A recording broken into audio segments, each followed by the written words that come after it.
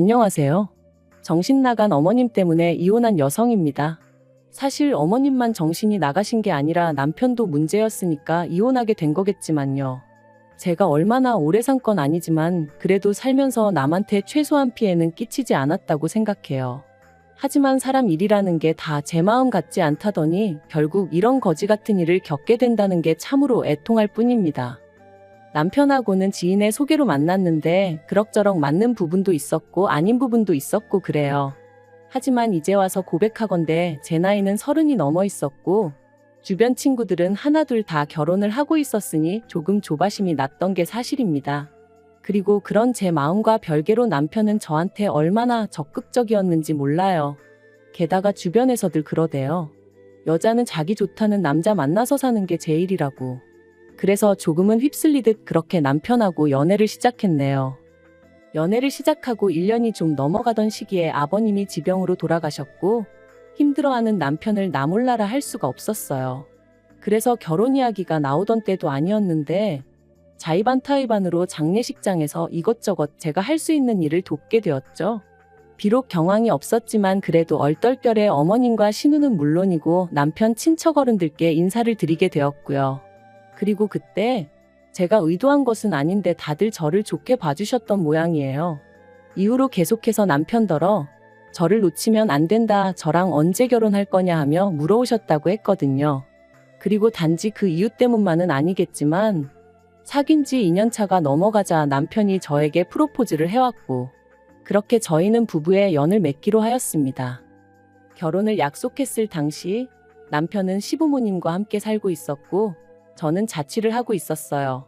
저희 친정은 서울에서 3시간 정도 떨어진 곳에 있다 보니 서울에 있는 대학에 진학한 이후로는 어쩔 수 없는 선택이었죠. 그래서 신혼집 이야기가 나왔을 당시 시댁에서 1억을 해주겠다 했고 저도 거기다 제 전세 보증금이었던 6천을 보태기로 했네요. 부족한 건 대출을 받기로 했고요. 참고로 남편은 돈이 생기는 족족 자기가 운영하던 가게에 쏟아붓고 있었기에 따로 모아둔 돈이 없었어요. 아무튼 이후로 몇 주간 이리저리 발품 팔아 마침내 저희 예산에 꼭 맞는 집을 찾았습니다. 부동산 중개인분도 놀라셨을 만큼 괜찮은 조건이었기에 남편과 상의 끝에 계약금 500까지 걸었고요. 그런데 어머님이 보내주시겠다던 1억이 가타부타 말도 없이 계속해서 늦어지는 거예요. 그리고 더는 집주인이 기다려주지 못한다고 통보를 해왔을 무렵 어머님이 저에게 따로 연락하셔서 말씀하시길 급하게 돈 쓸 곳이 있어서 그 1억을 쓰셨다는 겁니다. 짜증나고 어이없고 황당하기까지 하더라니까요. 하지만 어머님한테 따지고들 겨를도 없이 식은 코앞이고 당연히 그 집에 들어가서 살게 될 거라는 전제하에 계약해놓은 가정가구들도 있었거든요. 그러니 뭐부터 정리를 해야 하나 싶은 게 머릿속이 어찌나 복잡했는지 몰라요. 그리고 그렇게 계약을 파기하게 되다 보니 처음 계약금도 못 돌려받게 되었죠.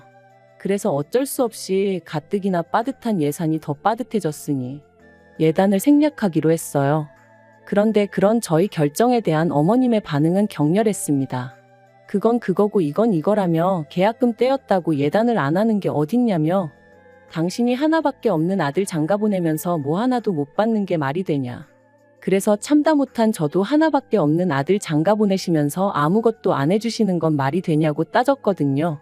그리고 이 일로 결혼 전부터 어머님하고 제 사이는 틀어지고 말았죠. 결국 당장 돈 문제가 꼬여버려서 신혼살림 차릴 집을 구하지 못했던 저희는 어쩔 수 없이 울며 겨자 먹기로 시댁에서 신혼생활을 시작해야 했습니다. 제가 무슨 말을 한 것도 아닌데 안방은 못 내주신다 하셔서 그러시라 했고요. 저희 친정에서는 빚이라도 내서 집을 해주시겠다 하셨지만 그건 제가 거절했어요. 어차피 남편이나 저 둘 다 맞벌이에 야근이 잦은 일이다 보니 집에서 보낼 시간이 많지도 않았고 돌이켜 생각해보면 저도 좀 오기가 났던 것도 같아요. 아무튼 남들 눈엔 어떻게 보였을지 몰라도 저는 반지하라도 저희 둘이 살만한 집을 구할 때까지만 머문다는 생각이었으니 크게 절망적이진 않았습니다. 그런데 그렇게 합가를 하고 한 달 정도 됐을 때였어요. 저에게는 여동생 하나가 있는데 제 여동생은 장학금을 받는 조건으로 고향에 있는 대학에 진학을 했었거든요. 하지만 직장만큼은 서울로 다니고 싶어 하더니 결국 서울에 있는 대기업으로 이직을 할 것 같다며 소식을 전해왔어요. 그리고 그날은 마지막 임원 면접을 하러 올라왔던 날이었는데 여동생이 언니 어떻게 사는지 슬쩍 보고만 가면 안 되겠냐 하더라고요. 친정부모님도 걱정 많이 하신다면서. 사실 어머님 댁이다 보니 집들이는 고사하고 친정부모님한테 한번 오시란 말도 못했던 게 사실이에요. 저희가 모시고 사는 것도 아니고 어쨌든 어머님 때문이긴 했지만 얹혀 사는 상황이었으니까요. 그런데 마침 그날 어머님도 약속 있으시다 하셨던 게 기억이 나서 그럼 잠깐 들리라 했습니다. 그런데 여동생이 저희 집에 오고 10분도 안 돼서 어머님이 오셨어요. 친구분하고 다투셔서 약속이 파토났다고 하시더라고요. 어머님이 제 여동생을 보시고는 저더러 시애미가 집 비우기가 무섭게 손님을 들이냐며 싫은 소리를 하셨고, 민망해진 제 여동생이 언니 나 그냥 갈게 하면서 나가는데 어찌나 속상하던지 결국 여동생한테 제대로 커피 한 잔 못 내려주고 보냈네요. 여동생이 가고 나서 저는 저대로 어머님한테 서운하다 보니까 그냥 방문 닫고 혼자 있었어요. 다른 집 며느리들은 이런 상황이었다면 어떻게 했을지 모르겠지만 저는 속이 좁은 사람이라 그런 건지 아무렇지 않은 척할 자신이 없었거든요. 그런데 그런 제 마음과는 상관없이 갑자기 어머님이 저희 방문을 확 여셨습니다. 그리고는 저더러 당신 방에 들어왔었냐는 거예요. 그래서 제가 거길 왜 들어가냐고 안 들어갔다 했습니다. 평소에도 어쩌다 빨래 정리해서 가져다 드릴 때 아니면 들어가는 일이 없고요. 그런데 어머님이 저더러 솔직히 말하라더니 당신 목걸이하고 반지가 없어졌다나요? 순간 이건 또 무슨 소린가 싶은 게 제가 어머님 목걸이하고 반지를 왜 가져가냐고 따졌어요. 그랬더니 그럼 맨날 화장대 위에 올려뒀던 게 어디로 갔겠냐며 그게 발이 달렸냐고 소리를 지르시는데 어이가 없었죠. 그래서 그걸 제가 어떻게 아냐고 그랬더니 너 그거 훔쳐서 네 여동생 줬지? 그러시는 거예요. 이땐 진짜 기도 안 차서 저도 제 동생도 보는 눈이 있고 취향이 있거든요 해버렸어요. 그리고는 증거도 없이 저한테 이러시는 거 정말 실수하시는 거라고 소리를 질렀죠. 그리고 그때 남편이 집에 돌아왔습니다. 시계를 보니까 점심 장사 끝내고 브레이크 타임이라 들린 모양이더라고요. 어머님이랑 저랑 서로 핏대를 세우고 있는 걸 보고는 남편이 놀래서는 이게 다 무슨 일이냐길래 어머님이 내가 당신 물건을 훔쳤단다고 얘기하곤 주저앉아 버렸습니다. 그랬더니 남편이 어머님 떨어 정말이냐? 뭐가 없어졌냐? 증거 있으시냐 하고 묻대요. 그러니까 어머님이 억울하시다는 듯이 맨날 올려뒀던 게 저거 동생 왔다 가고 없어졌다고 지 동생 준 게 분명하다며 아이고 그러시는데 남편이 어머님더러 어디에 두셨었냐 다시 한번 찾아보자 하고 모시고 들어가더니 10분도 안 걸려서 찾았다 소리가 들려오더군요. 그리고 발견된 장소는 황당하게도 어머님 핸드백 아니었어요. 하지만 저를 더 열받게 한 건 어머님은 끝끝내 당신의 잘못을 인정하지 않으셨다는 거예요. 오히려 계속해서 당신은 당신 핸드백 안에 그것들을 넣은 적이 없다 하시며 제가 궁지에 몰리니까 몰래 집어넣은 거라는 말도 안 되는 억지를 쓰셨으니까요. 그리고 저는 그런 어머님의 억지에 정말 넌떨머리가 났어요. 그래서 그날 밤 남편에게 어머님이 제대로 사과 안 하시면 이 집에서 더는 못 산다 했습니다. 땅굴을 파고 들어가서 사는 한이 있어도 이 집을 나가야겠다고요. 그리고 일주일이 지나도록 어머님은 결국 사과하지 않으셨어요. 얘기를 들은 신우가 자기가 대신 사과하겠다 했지만 제 마음은 풀어지지 않았죠. 결국 보다 못한 신우가 어머님한테 저한테 사과하시라고 말씀도 드렸다는데 아무 소용이 없었고요. 그래서 결국 분가했어요. 저희 어머님요? 끝까지 미안하다의 밑자도 안 꺼내셨습니다. 오히려 당신이야말로 도둑고양이가 집에서 나가니 이제 맘 편히 두 발 뻗고 자겠다는 막말을 하시더라고요. 분가를 하고 난 이후로 저는 어머님한테 발길을 끊었습니다. 안부 인사도 드리지 않았죠. 막말로 저를 도둑엑스 취급하시는 분에게 제가 뭐 한다고 전화해서 아양을 떨고 찾아뵙고 그래야 하나 싶었거든요. 그런데 어머님이 이런 이야기를 친척분들에게 하고 다니시며 제 험담을 하셨다는 걸 알게 되었습니다. 남편의 사촌형이란 사람이 진탕 술에 취해 저한테 전화해서는 자기 이모 불쌍한 사람이라고 저더러 그러지 말라고 막말을 퍼부었거든요. 진짜 그때 제 기분은 안 당해본 사람은 몰라요. 그런데 저를 더 서럽게 했던 건 남편이 보인 태도였습니다. 제가 남편에게 도움을 구했거든요. 당신이 좀 나서서 해명을 해달라고. 우리 와이프도 지금 마음에 쌓인 게 있어서 그렇다. 남들은 모르는 사정이 있다. 이 정도로만이라도 얘기 좀 해달라고요. 하지만 남편의 반응은 자기도 중간에서 너무 힘들다는 거였어요. 저더러 굳이 노인네한테 사과를 받아야 직성이 풀리겠냐면서 그냥 대충 넘어가면 안 되겠냐고. 어머님도 속으론 미안해하고 계실 거라나요? 그래서 이후로는 시댁 쪽 사람들이 저에 대해서 어떻게 생각을 하건 말건 관심을 끊었어요. 어디서 개가 짖냐 하는 마음으로 마음대로 떠들어라 내버려뒀죠. 그러다 올 봄이었습니다. 어머님이 목욕탕에서 넘어지시면서 갈비뼈를 다치셨고 그로 인해 입원을 하셔야 된다더군요. 약간의 거동은 가능하신 상황이었지만 신우가 출근하고 나면 혼자 계셔야 하는 상황이었으니 차라리 병원에 계시는 편이 낫겠다 뭐 그렇게 얘기가 된 모양이돼요.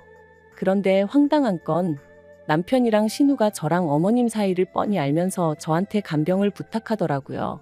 하루 종일 붙어 있어 달라는 건 아니었고 자기 둘이 들여다보지 못하는 시간대에만 와달라는 거였지만요. 어찌나 황당하던지 내가 여전히 화가 나 있는 걸 모르나 싶기도 하고. 그런데 또 한편으론 그래도 남편 어머니시고 어쨌든 몸이 아프시다는데 나 몰라라 하기가 마음에 걸리는 거예요. 그래서 어쩔 수 없이 알겠다 했네요. 병원에 갔더니 어머님이 저더러 누가 반긴다고 왔냐며 짜증을 내셨어요. 그리고 그런 어머님한테 저도 한마디 확 해붙일까 하다가 그냥 꾹 눌러 참았죠.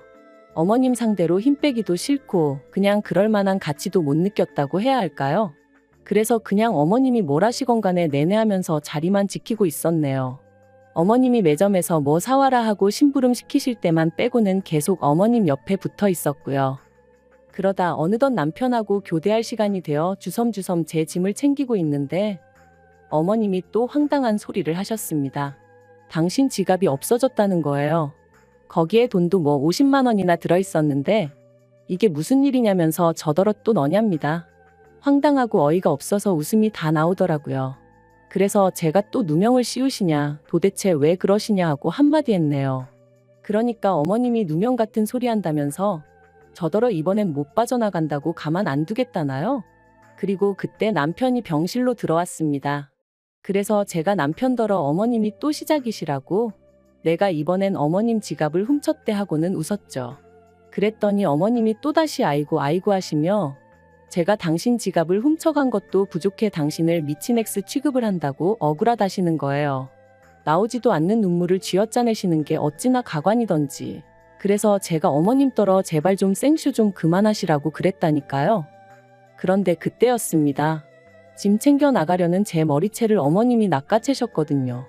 그리고는 저더러 도망가지 말라는데 정말이지 머리가 뜯겨나갈 듯이 아픈 것도 아픈데 억울하고 쪽팔려서 눈물이 다 나더라고요.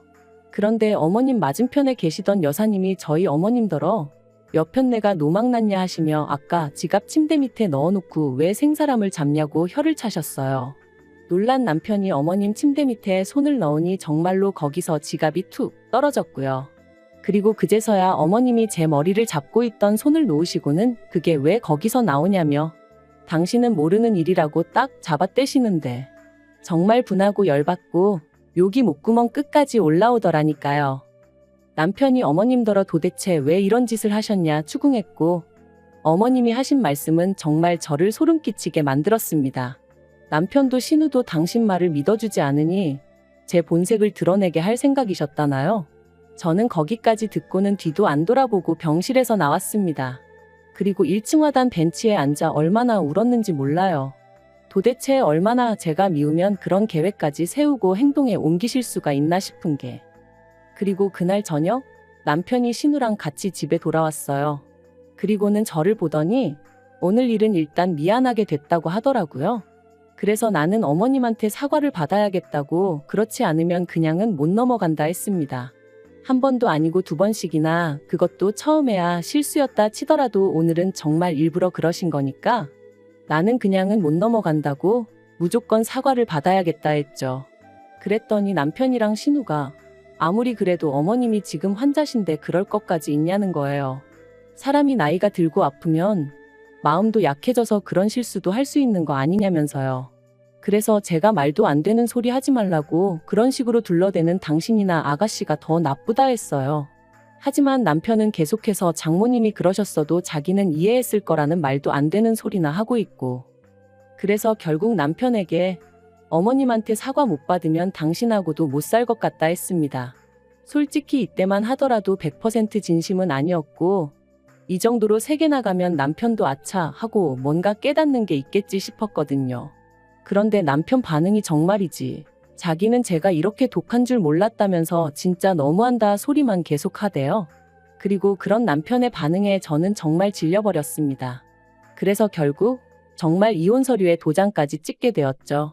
물론 막판에서야 남편이 이렇게까지 해야겠냐며 저를 잡긴 했는데 그땐 제가 오만정이 다 떨어져서 남편이 꼴도 보기 싫더라고요. 어머님이야 말해 뭐해요. 솔직히 어머님이 정말 치매라던가 그런 거였으면 이해했을지도 몰라요.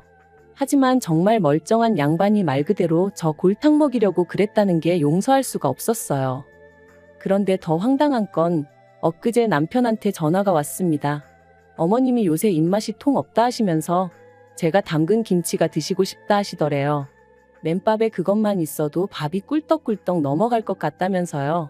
그러면서 저더러 올해는 김치 안 담냐며 자기 좀만 주면 안 되냐는데 그래서 너 같으면 주겠냐 그랬습니다. 그랬더니 죽은 사람 소원도 들어준다는데 산 사람 소원 못 들어주냐길래 죽었든 살았든 내 알 바 아니니까 이딴 걸로 연락하지 말라고 그랬죠.